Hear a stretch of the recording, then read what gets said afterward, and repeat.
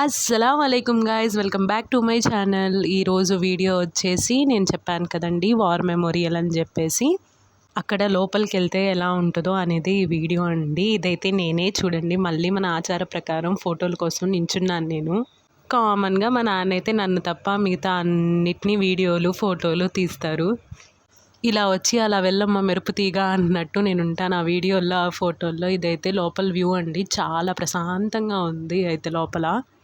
నేను చెప్పాను కదా ఆ వీడియోలో, ప్రీవియస్ వీడియోలో ఒక సోల్జర్ అయితే ఇక్కడ నించొని ఉంటారు అని చెప్పేసి, ఈయనే అనమాట. మా డాడీ అయితే జూమ్ చేసి మీ అందరికీ చూపిస్తున్నారు. ఇక్కడైతే రోజు అంటే సోల్జర్స్లో పెద్దవాళ్ళు ఉంటారు కదా, వాళ్ళు వచ్చేసి ఇక్కడైతే దీపం పెడతారంట అండి. దీపం పెట్టేసి ఫ్లవర్స్ పెట్టేసి వెళ్ళిపోతారు.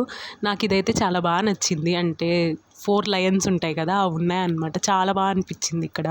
ఇవైతే మన ఇండియాలో జరిగిన రెవల్యూషన్స్ అంటే మూమెంట్స్ ఉంటాయి కదా, ఇండియాలో ప్రతి ఒక్క వార్ గురించి అయితే ఇక్కడ వాల్స్ మీద అతికిచ్చున్నారనమాట. చాలా బాగా అనిపించింది అది కూడా.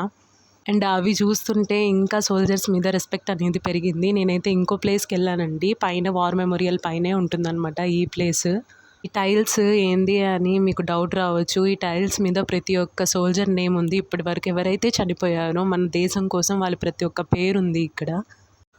ఈ టైల్స్ మీద నేమ్స్ ఉన్నాయి కదా అండి, ప్రతి ఒక్క సోల్జర్ బర్త్డే, డెత్ డే అవి ఉంటాయి కదా, అవన్నీ ఒక రిజిస్టర్లో ప్లస్ కంప్యూటర్లో వీళ్ళు నోట్ చేసుకొని పెట్టుకుంటారంట. ఆ టైము ఆ డేటు వచ్చినప్పుడు ఇలా వచ్చేసి ఫ్లవర్స్ పెట్టి ఇలా సెల్యూట్ చేసి వెళ్ళిపోతారండి.